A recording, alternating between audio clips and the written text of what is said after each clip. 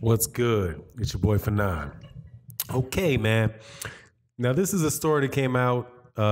Actually, I think 78 just did a video about it. So if you have not checked out his video, go to his channel, check out his video. Also, I saw some people came to my live stream, specifically the Shy. Shout out to my man, the Shy. I'm making this video because he asked this question in the live stream, and it was about Mikey Garcia signing up to work with Victor Conte and the effect that this should have on the perception of Mikey Garcia heading into this Errol Spence fight.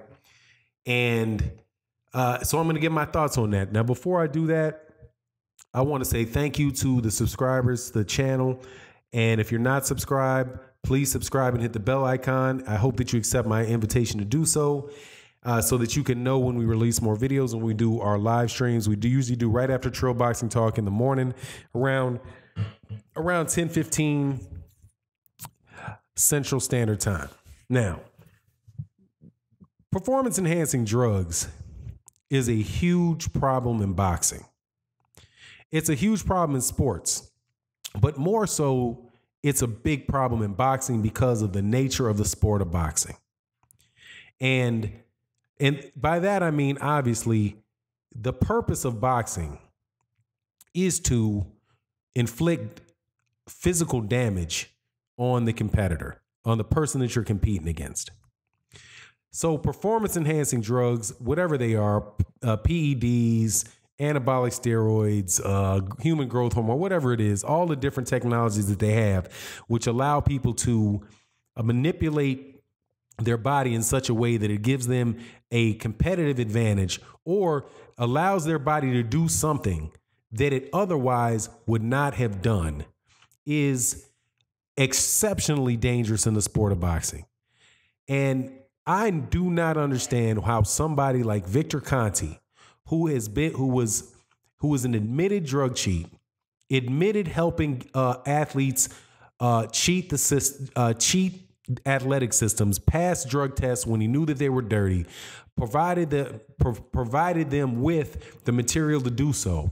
How that guy can continue to work in boxing when he's already shown the ability and the propensity to do so, to cheat, to put fighters' lives at risk. This is not like baseball, where the only issue you have really with baseball is that the ball is going to fly a little bit further, or a bodybuilder where, you know, your body is going to be a little bigger. You have a competitive advantage in that regard, right? Here you're talking about the ability or the possibility that somebody can go into the ring and end the other fighter's life. Victor Conte, or anybody, in my book, anybody that has been convicted or admitted dealing with performance-enhancing drugs, trafficking in performance-enhancing drugs, should be banned from participating in any camp, in competition or out of competition with a fighter. Period. It should be a de facto, a per se. You should be, once that happens, they should be expelled from the sport of boxing, from participating in anybody fighting or preparing to fight for a championship fight or something sanctioned by a sanctioning body or a state athletic commission per se. And let me give you just the definition of per se. It is in U.S. law. I'm reading this right out of Wikipedia, just so that I can give you the most concise definition of what I'm referring to. It's the term illegal per se means that an act is inherently illegal. Thus, an act is illegal without extrinsic proof of any surrounding circumstances, such as a lack of scientific knowledge or other defenses.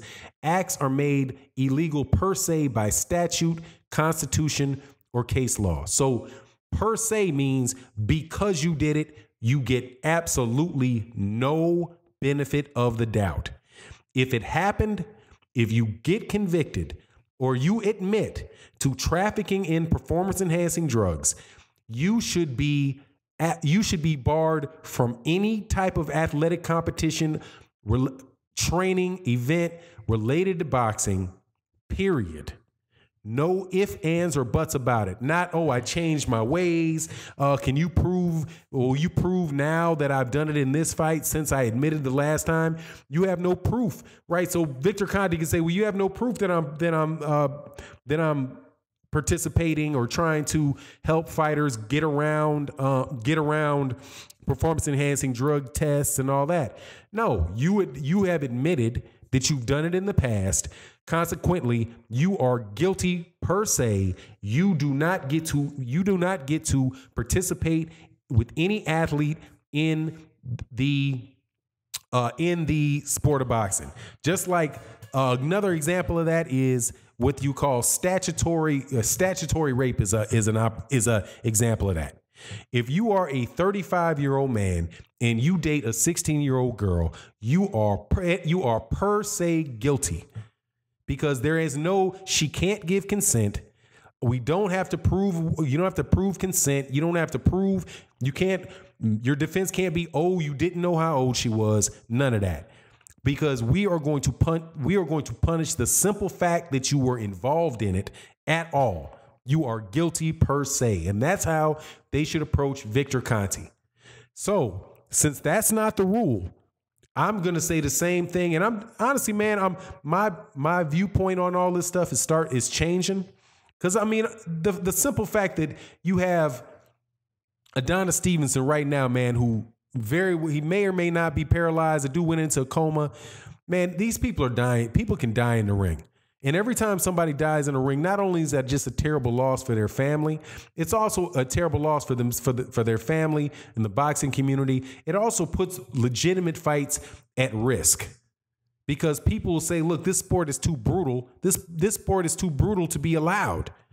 There are proponents in countries like where Cecilia Brækhus is from. I think she might be from the Netherlands. They made boxing illegal. They legalized it to accommodate her. But before that, they were like, look, we're just not going to let people get into the ring and make a living beating each other up and punching each other in the head. That's barbaric. The risk to life and limb is too great, and we just can't do this anymore. Right? That's what happened. Those are the arguments that get pushed out there whenever you have somebody that gets, somebody whose life ends in the ring. And for Mikey Garcia to hire Victor Conte or Demetrius Andrade to hire Victor Conte, or any of these people to be associating themselves like with Angel Heredia, I think these guys should just be treated right off the gate. Like, dude, hold on, Mikey, you just hired a unadmitted PED peddler into your camp. Why would you want him in your camp? Oh, well, because, I've got to learn how to, he's an expert on whatever. No. What he's an expert in is getting people access to performance enhancing drugs, getting them access to performance enhancing drugs that cannot be detected, right? That's what he's an expert in. That is his claim to fame, because that's what he admitted to. And the fact that he admitted to it, and the fact that you hired it, hey, man, if you worked it, he doesn't need to be involved to be allowed to be involved in boxing. And the person that hires him and has those fights, if that rule was in effect, Mikey Garcia would go find somebody else that they can work with. Somebody else that you don't know is guilty of that. So now you got Mikey Garcia like in the situation where you have Juan Manuel Marquez, right? Juan Manuel Marquez might have been arguing that he's fighting fire with fire when he fought Manny Pacquiao, right? But you got you got Juan Manuel Marquez hiring Angel Heredia, somebody else who was admitted and knowing to have dealt in performance enhancing drugs and help people, pass tests to evade tests, and got them access to illegal performance enhancing drugs. He hires him and he comes out looking like a bodybuilder. Mikey Garcia comes out here coming in here at 100 and weighing in at 146.5, ripped with muscles, six-pack stomach that he never had before and all that crap. And we're supposed to say, oh, well, it's just his workout routine. It was just his workout routine. It had nothing to do with the fact that he had a convicted drug cheat in his camp. It's just, man, I hope that all he did is sign some, even the snack, hey, I'm not an expert, and that's why I'm in favor of just per se guilt, right? Once you admit to it or you get convicted of it, I'm not even talking about the boxer. I'm talking about the trainers. I'm talking about the people who, when you admit to having participated in that, or you get convicted of having trafficked in it, you should not be allowed anywhere near the sport of boxing. You probably shouldn't be allowed anywhere near professional sports at all. If you want to go teach some rich kid how he can juice his body up so that he can walk around his high school with big packs, cool. No harm, no foul, whatever. Earn a living, but not in a professional boxing ring. That's just absolutely positively should not be allowed. And honestly, shame on Mikey Garcia if he's working with him. Shame on Mikey Garcia for allowing the perception that he's working with a guy like that. It's not right. Anyway, with that, I'm out. Peace.